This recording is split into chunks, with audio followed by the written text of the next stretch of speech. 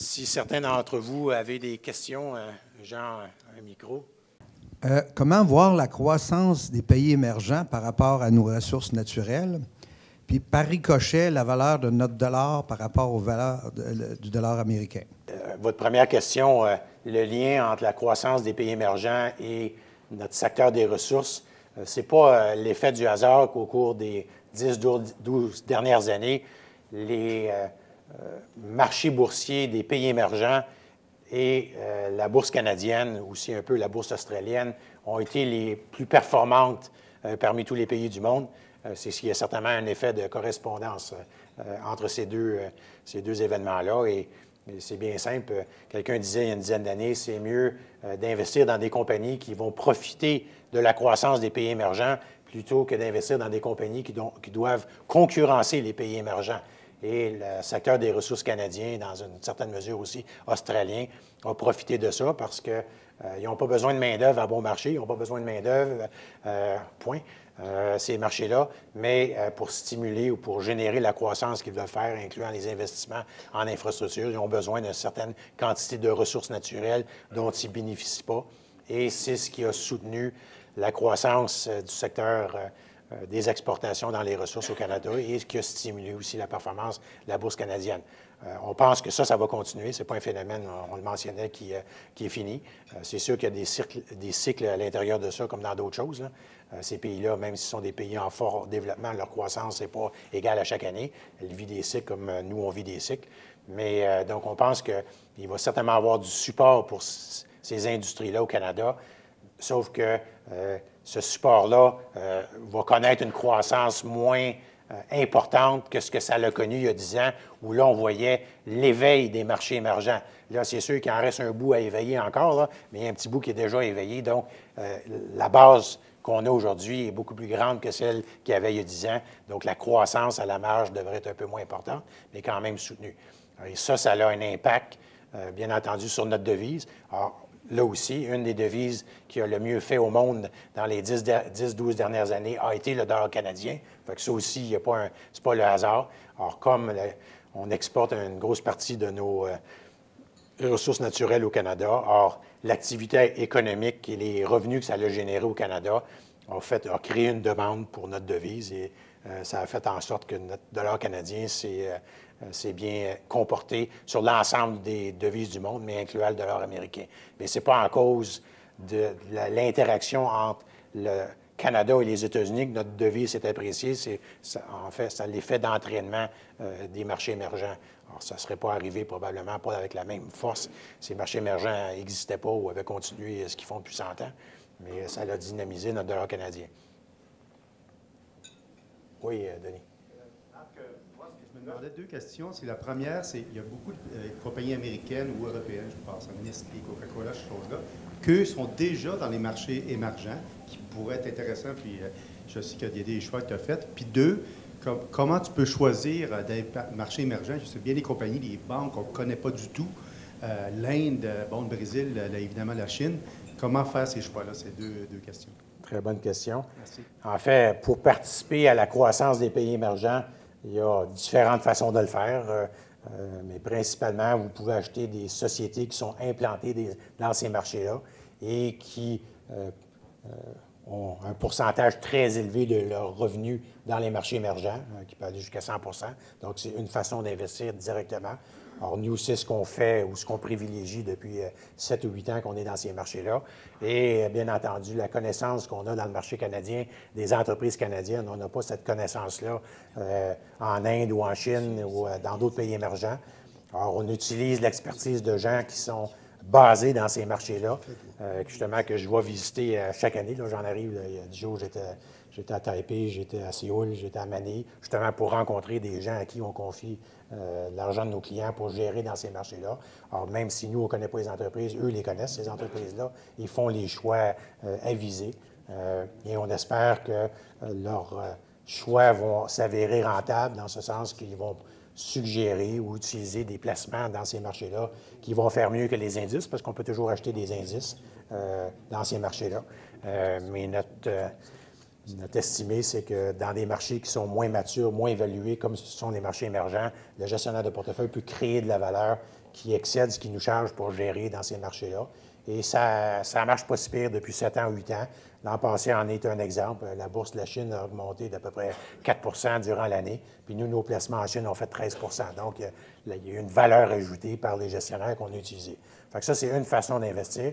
L'autre façon d'investir, c'est comme Denis suggère, on peut investir de façon contournée en achetant des placements dans des entreprises qui bénéficient de l'émergence de ces pays-là, qui vendent, genre Coca-Cola ou des compagnies de produits de luxe ou d'automobiles, qui vendent aux consommateurs moyens dans ces marchés-là.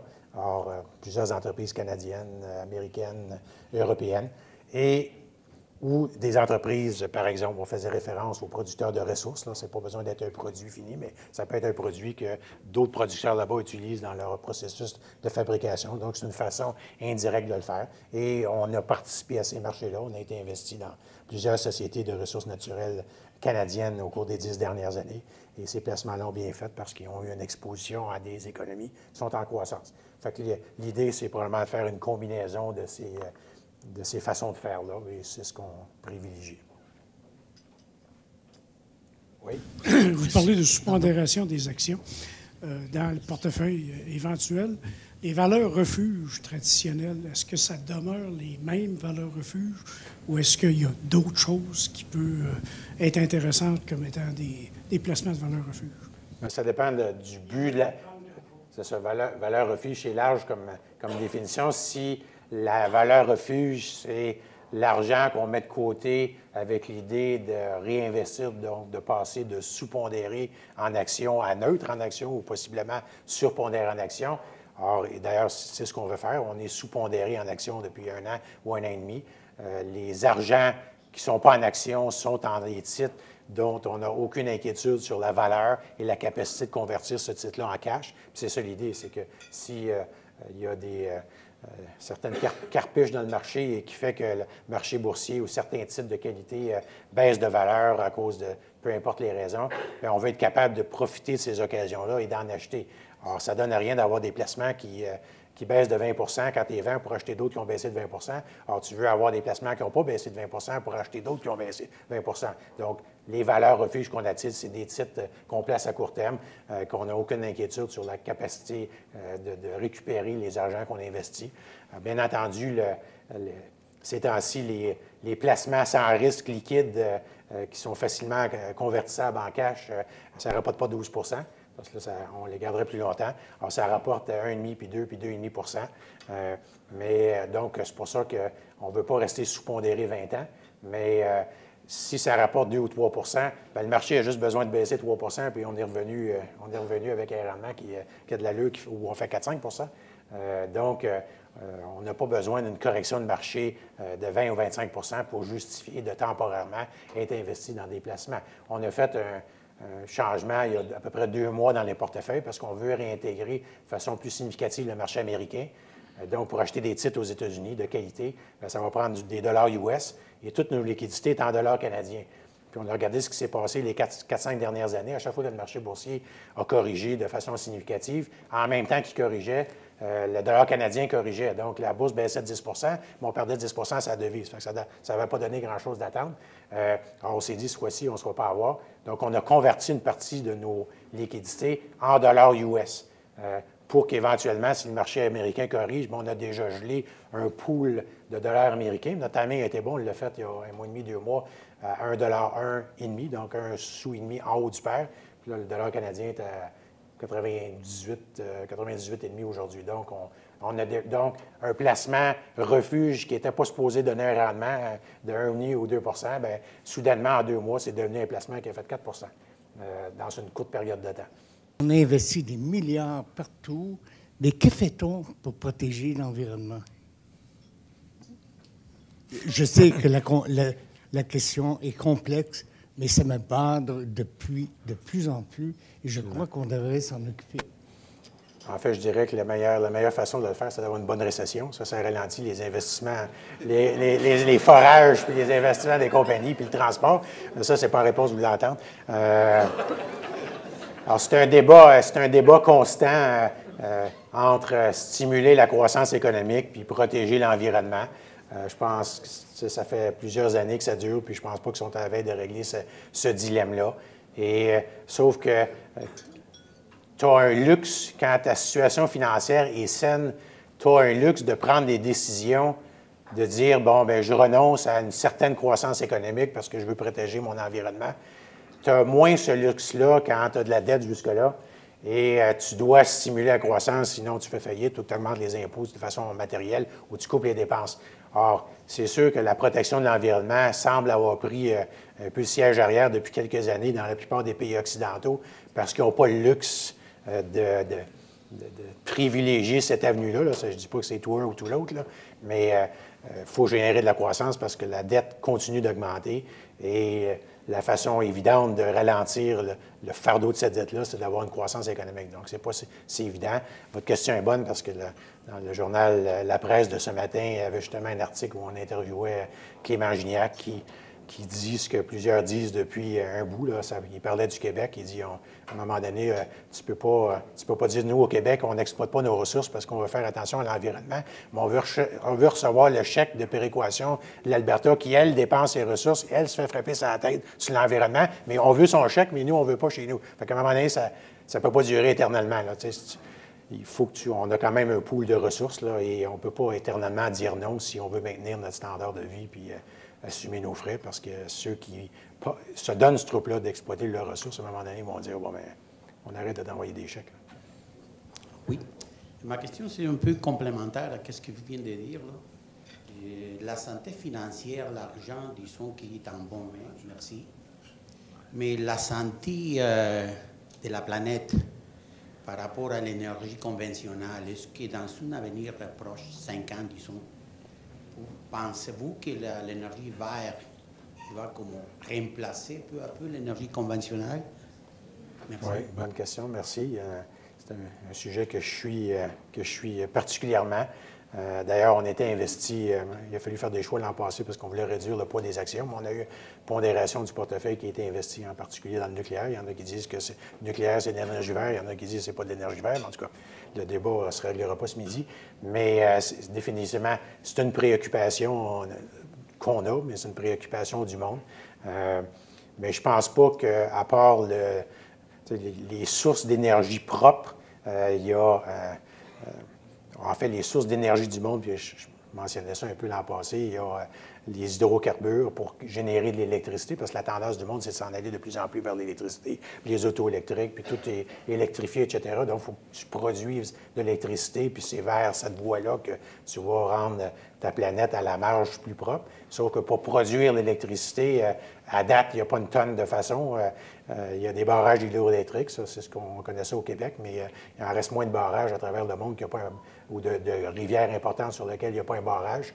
Et il n'y a pas de plus en plus d'eau dans les barrages, il y a de moins en moins d'eau. Donc ça devient une préoccupation. Il y a de brûler du charbon. C'est ce qui, probablement 70 de la production mondiale d'électricité, c'est brûler du charbon. Est-ce que tu aides vraiment ton sort au niveau environnement en consommant une auto électrique plutôt qu'à gaz, mais en brûlant du charbon pour faire de l'électricité? Pas sûr tant que ça. Et il y a l'énergie nucléaire. C'est sûr que il y a l'éolienne, il y a les panneaux solaires, etc., mais ça représente un poids très faible de la production mondiale d'électricité. Et selon toutes les études que je lis, ça va être encore un poids très faible dans 20 ans ou 25 ans, je ne sais pas, dans 200 ans. Là. Mais c'est même pas vu comme une source d'électricité plutôt qu'une... Ça vient en réduction de la demande plus que ça fournit de l'électricité, là. Et il y a le nucléaire. Le nucléaire avait un air d'aller pas pire jusqu'à il y a 2-3 ans. Quand le tsunami au Japon est arrivé, là, ça a un petit peu mis le monkey wrench dans les plans de développement. Pour la première fois en 25 ans, les États-Unis avaient approuvé une centrale nucléaire aux États-Unis. Ça faisait 25 ans que ça ne se faisait pas. Le Japon a décidé de canceller son programme nucléaire. La même chose pour l'Allemagne. Mais ça revient. Là, le Japon, là, sont en train de changer d'idée. Là. Ils vont réactiver ce programme-là. Et c'est sûr qu'il n'y a pas de source d'électricité parfaite. S'il y en avait une parfaite, c'est celle-là qu'on aurait. Donc, c'est une question de concilier l'environnement, le coût, la protection. Et les gens ne sont pas au nucléaire parce que ça leur tente tant que ça d'être au nucléaire. C'est parce qu'ils n'ont pas une tonne de choix. Et moi, je pense que ce choix-là va devenir de plus en plus populaire. On le voit dans les pays émergents, on le voit en France. Bon, il y a des pays qui utilisent beaucoup l'énergie nucléaire. Il y en a qui ne l'utilisent pas pantoute, plus pour des raisons de politique et d'image que de choses comme ça. Mais c'est pas évident d'investir. Tu sais, quelqu'un aurait dit les panneaux solaires il y a 5 ans ou 10 ans, investir dans les panneaux solaires, c'est une industrie d'avenir. Puis effectivement, il y a eu une explosion du volume de production de panneaux solaires, sauf qu'il n'y a pas une compagnie là-dedans qui fait de l'argent. Ceux qui en font, ils en font parce que le gouvernement finance 60 des coûts, comme on a vu en Allemagne. Puis là, quand le gouvernement a arrêté de financer, il n'y a plus personne qui est en business. Fait que c'est pas si évident que ça d'investir. Puis ça, c'est une question générale. C'est quand on voit une tendance dans un secteur, dans le biotech, dans la cure de tel problème de santé, on peut penser qu'il y a un avenir là-dedans, mais il y a une différence entre ça puis dans quelle entreprise j'investis, je mets mon 10 000 puis je vais-tu faire de l'argent avec? C'est pas mal plus compliqué que ça. Si on le voit dans le SIDA, il n'y a pas une tonne de compagnies qui ont fait de l'argent là-dedans. Combien de centaines de milliards ont été investis là-dedans? Puis à peu près juste 1 ou 2 compagnies qui font de l'argent dans ce domaine-là sur les 200-300 compagnies. Fait que c'est pas évident de la trouver, puis c'est souvent l'effet du hasard, puis nous, on n'est pas payés pour essayer de faire du hasard. Fait que c'est pas évident d'investir dans des secteurs de pointe comme ça, puis de trouver le bon cheval. Oui? Bonjour. Monsieur devant moi parlait tantôt des valeurs refuges. Gold and silver, or et argent. Vous n'avez pas parlé beaucoup dans votre allocation. Avez-vous des commentaires à faire là-dessus? Le prix de ces... on en a parlé l'an passé, par exemple, mais le prix des métaux précieux, or et argent en particulier, a connu une bonne hausse depuis une dizaine d'années. Mais comme je disais l'an passé, la plus grosse partie de la hausse est provenue de la dépréciation du dollar américain, parce que souvent, pas ces denrées, mais ces métaux-là sont pricés en dollars US. Donc, le prix de l'or est passé de 300-400$ à 1500$ US, sauf que le dollar américain a baissé de 50 %. Donc, quelqu'un qui mesure le prix de l'or en dollars canadiens, il a fait pas mal moins d'argent depuis 10 ans qu'il l'a fait en dollars US. Fait que ça, c'est une partie de l'explication. Puis, le prix de l'or suit des fluctuations. Là, il y a un environnement depuis 4 ans ou 5 ans qui est exceptionnel pour le prix de l'or, parce que le prix de l'or, typiquement, son appréciation, le prix de l'or, ça protège contre l'inflation. Donc, typiquement, si l'inflation est 3 % par année, le prix de l'or devrait augmenter de 3 % par année. Donc, ça te fait la même valeur après inflation. Pourquoi le prix de l'or a augmenté de façon plus importante que 3 % par année dans les 5 dernières années? C'est quelqu'un qui emprunte pour acheter de l'or. Normalement, il emprunte, si l'inflation est à 3 % pour dire un chiffre, bien, il emprunte à 5-6 %. Fait que c'est pas payant d'emprunter à 5-6 % pour acheter quelque chose qui augmente de 3 %. Donc, le prix de l'or ne bouge pas. Ce qui arrive depuis 4-5 ans à cause de la crise financière, les banques centrales du monde ont fait tomber les taux d'intérêt presque à 0 %. Donc, les taux d'intérêt, même pour les... Je ne parle pas de Joe Tout-le-Monde qui emprunte, là, mais les banques et les grands joueurs qui ont accès à du crédit important à des conditions avantageuses sont capables d'emprunter à des taux plus bas que l'inflation. Donc, là, ils ont un carry positif, ce qui est extrêmement rare. Donc, c'était avantageux pour eux autres de faire ça.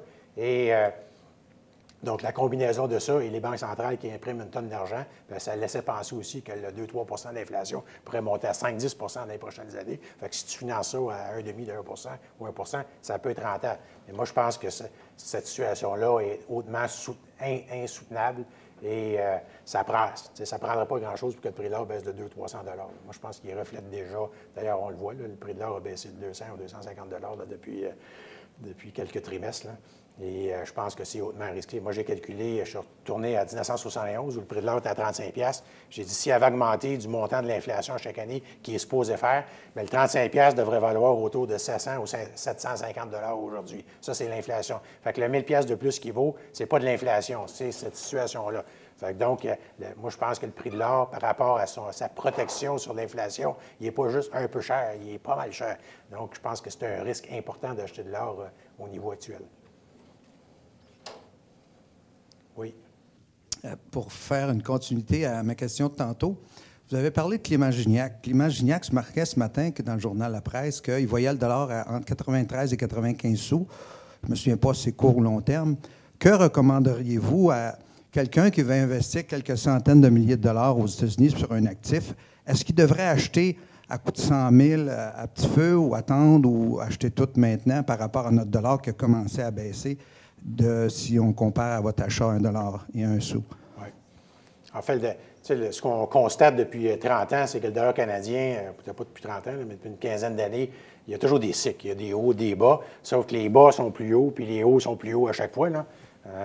Donc, une fourchette de 10 entre, pour moi, 93, 94 sous, puis une pièce et 3, une pièce et 4, ce n'est pas une très large fourchette. Là, on parle de 10 c'est sûr, quand nous, on calcule 100 sous, là, on pense que 3 sous, c'est la fin du monde, là, mais c'est rien que 3 là.